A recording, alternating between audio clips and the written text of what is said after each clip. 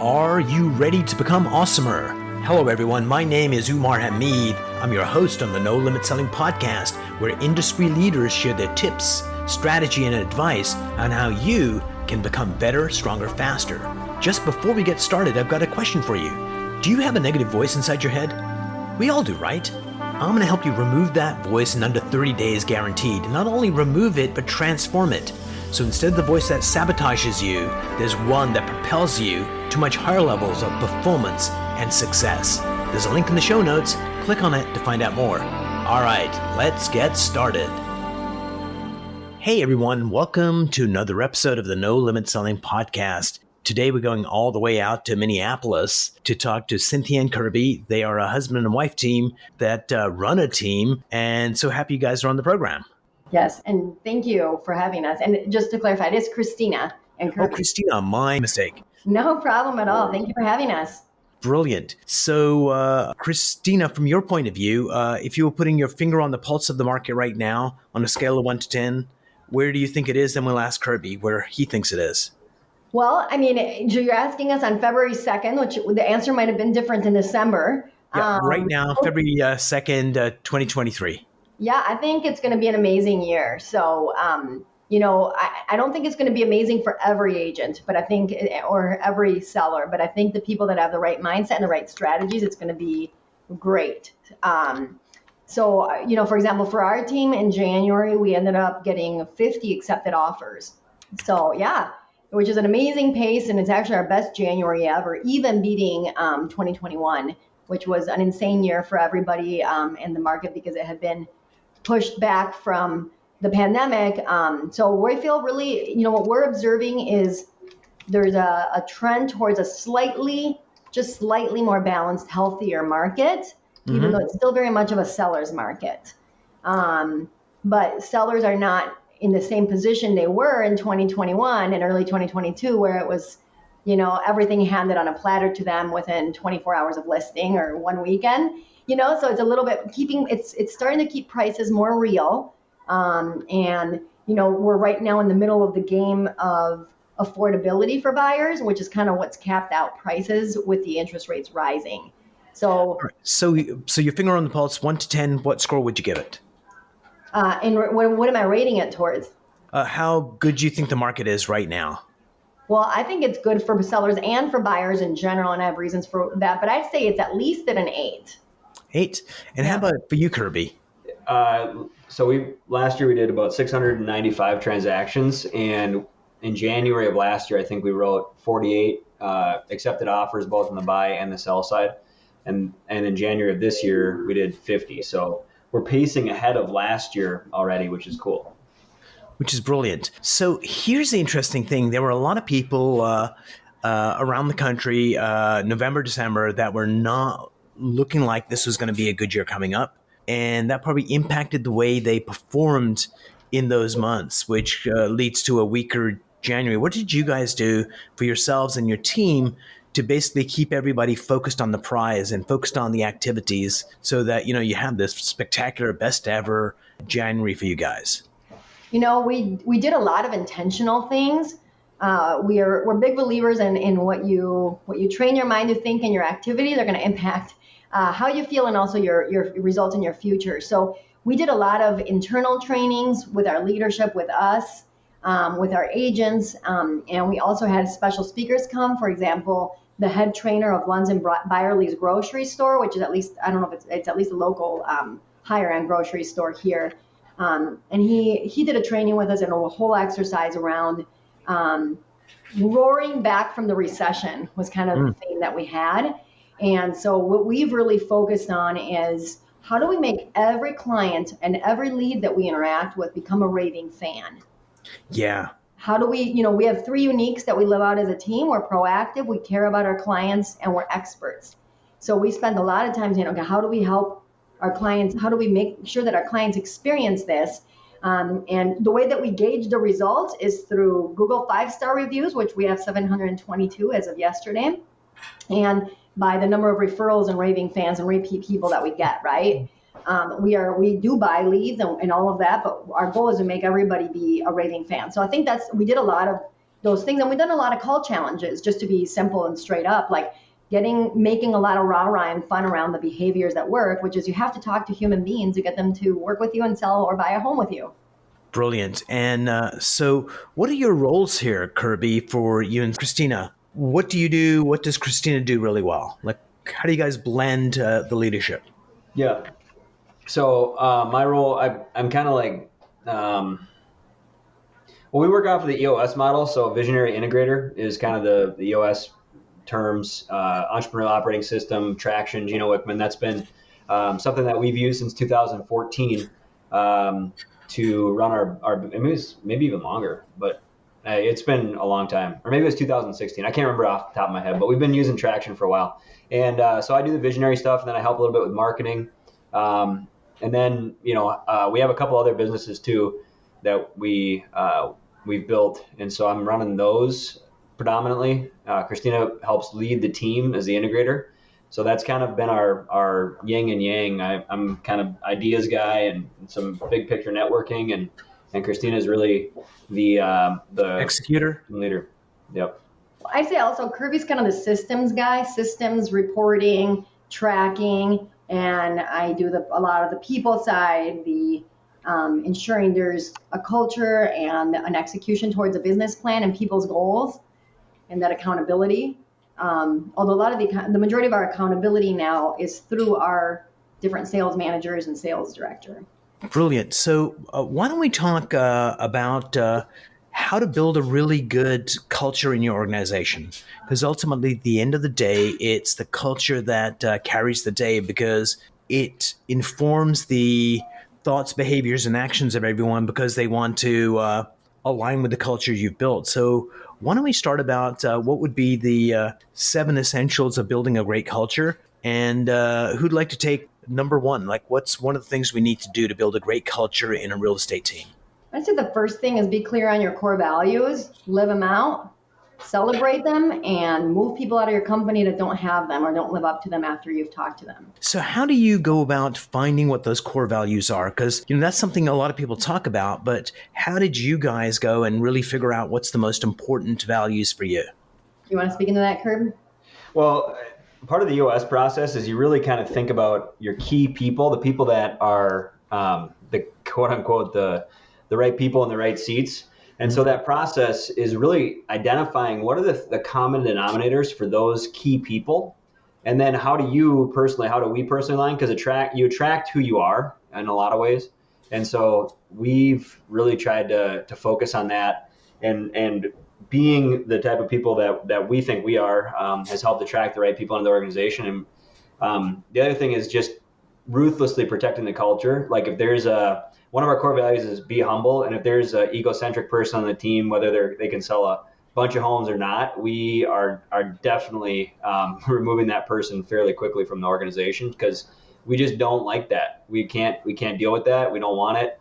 And so that's a huge one. Grow and learn, positive attitude, never problems, only solutions, and be a hustler. Go along with the be humble. So those are our 5. Another great book that we read that kind of complemented what we were already doing, it was The Ideal Team Player by Patrick Lencioni. And that's a good book to read if people are struggling with their core values, because he talks about 3 for the ideal team player, which is hungry, humble, smart. And those 3 core values are kind of in line with what we have. Plus, we added a couple others that we felt were important. So, brilliant.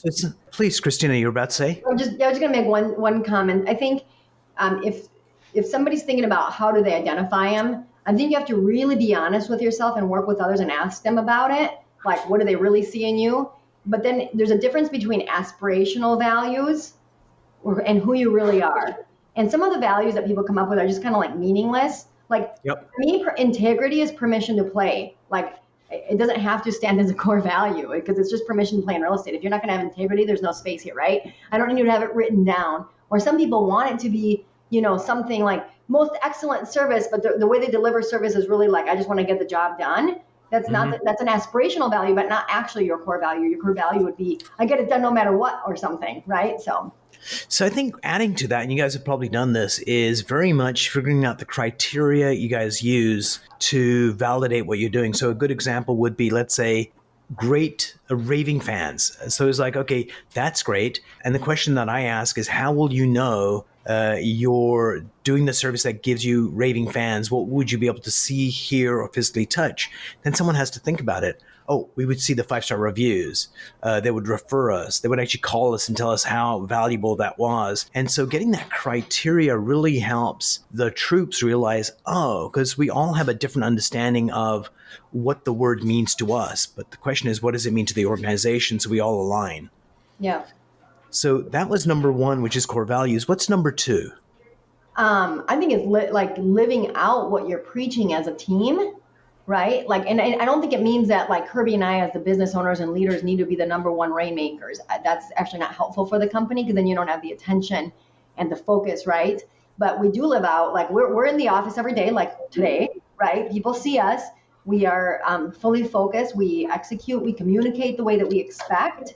We train people to do that. Like, we're really big believers in email management. Always respond. Don't, right? Because otherwise you're not proactive and you're not going to get a raving fan.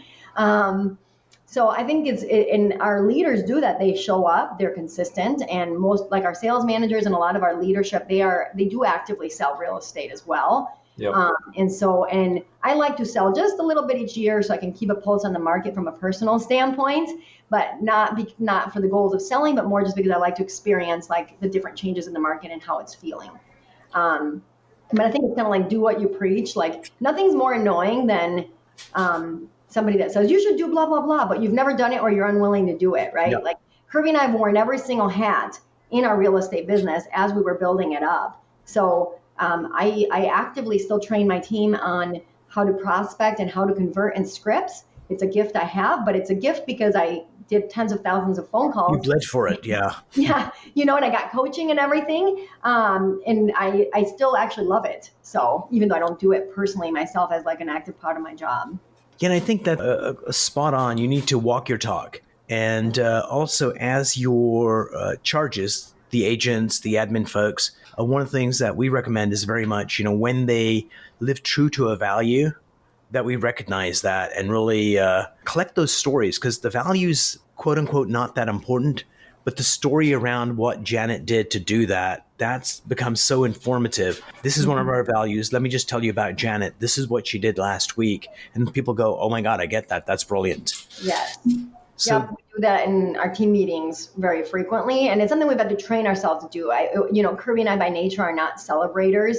We're like, move on to the next thing and let's crush another goal. So it's something we've honestly had to get coaching on and feedback from our team. But now as part of our team and as part of our like agendas, we're very intentional to do that.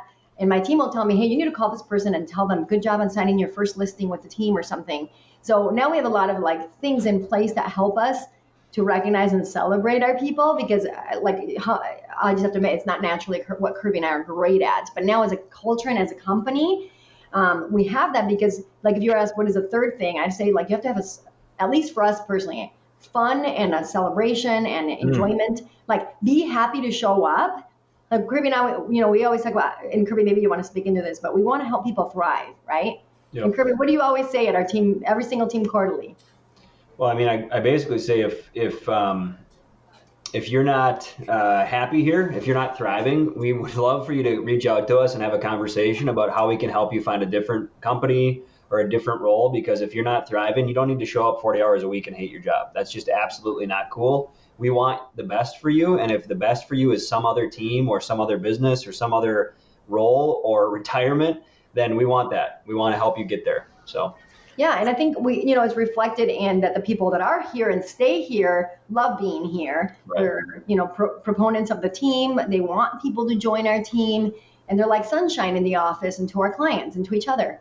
And that's what the culture becomes, right? One of the metaphors I like using very much is going back to elementary school, where the teacher put down a bar magnet on the table, put a white piece of paper on top of it, and then sprinkled iron filings, and they fell on the paper and they moved to the lines of flux where the magnetic lines were. And in that example, your culture is the magnet underneath.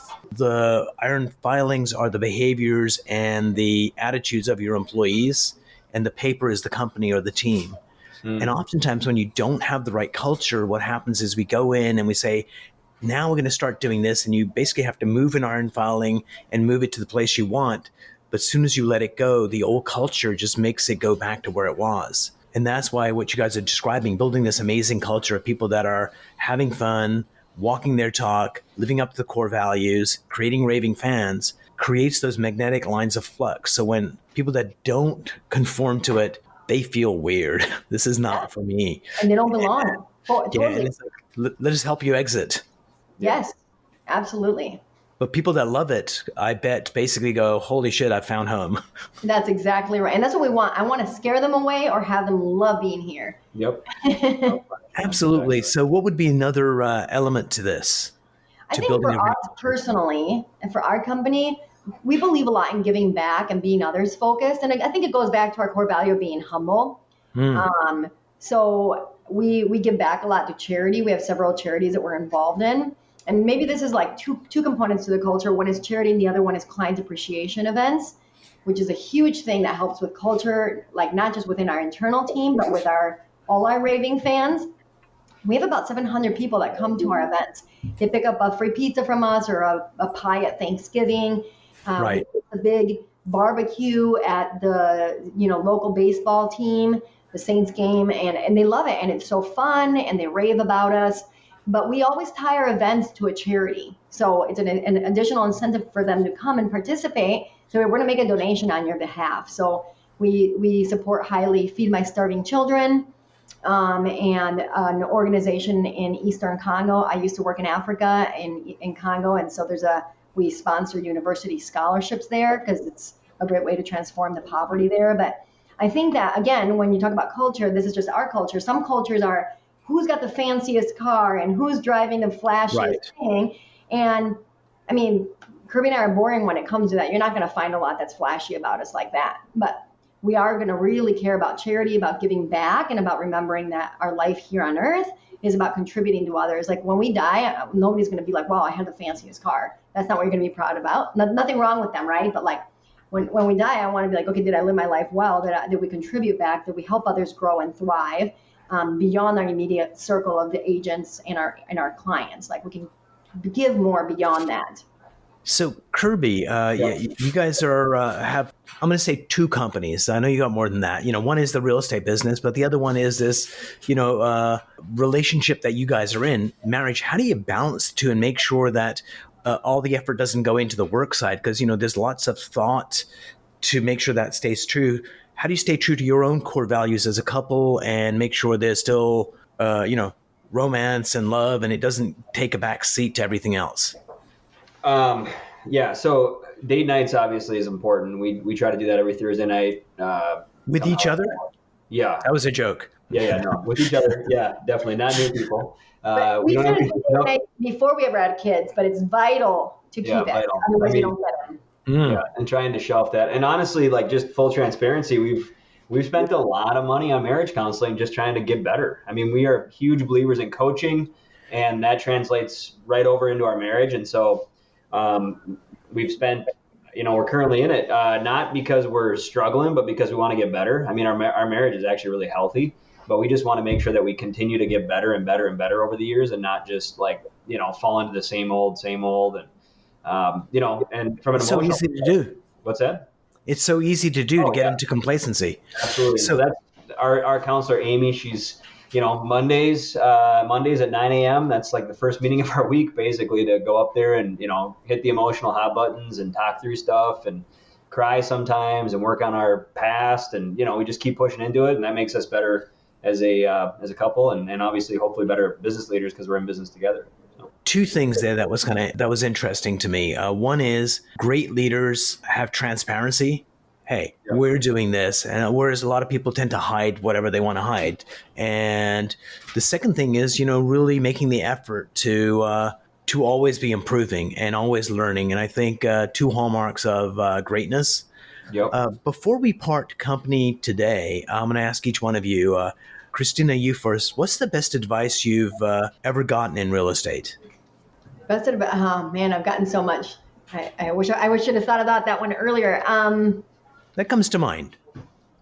I think just always like always get back to people, always communicate, be quick to be prompt, be proactive. Like I think that concept, I can't think of one distinct person that told it to me, but I think I learned it a lot over time from a lot of people. But if you're consistently showing up in marketing, if you're consistently communicating, if you're consistently doing that, like people don't forget you're in real estate and they trust you because you're dependable, right? It's the relationships come and go, sometimes call back, sometimes don't, but they lose trust. So I think that early on, that's just something that Kerby and I adopted that has been great for our business. And I'm thankful for the people or ways in which I've learned it. Oh, brilliant. Kerby, for you, what was the best advice in real estate you've gotten? I think one, like from a sales perspective, because this is the sales focused podcast.